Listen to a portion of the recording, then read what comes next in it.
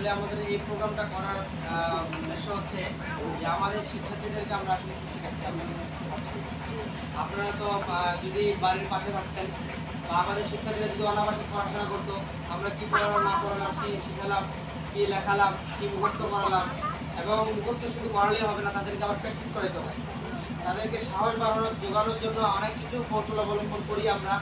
আসলে আপনার অনাবাসিক হলে পরে আপনার বাড়িতে খোঁজখবর নিতে পারতেন, কি শিখলো, কতটা অগ্রসর হইলো কিনা, আমার ছাত্ররা আমার ছেলেটা কেমন পারতেছে না পারতেছে, কবে শেষ হবে, এগুলো কিন্তু আপনারা জানতে পারতেছেন না।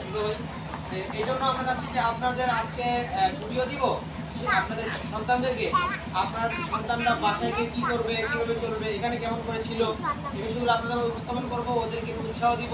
আপনারাও যেন আমরা যেভাবে তাদেরকে ধরে রাখছিলাম নামাজ কালাম পড়াশোনা, আপনারা যেন 4-5 দিন আপনাদের কাছে গিয়ে থাকবে, ওরা যেন নামাজ কালাম ঠিক একইভাবে নামাজ কালাম করতে পারে, সুন্নতের আমল করতে পারে। কিন্তু আপনার সন্তানকে হাফেজ আলেম বানাচ্ছে, তাহলে তার পোশাক আশাক, সুন্নতি লেবাস, আমল আখলাক, পড়াশোনা সবগুলো যেন সুন্দর থাকে। আমরা 1 মাস থেকে 1.5 মাস আসছি, আপনাদের কাছে 4 থেকে 5 দিন, তো আমাদের কাছে ছিল বেশি, আপনাদের কাছে কম।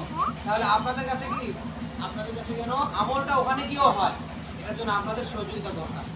আপনারা যদি দেখভাল করেন আপনার সন্তানটা আরো সুন্দর থাকবে, এবং আমরা কৃষি আমল করতে সহজ হবে।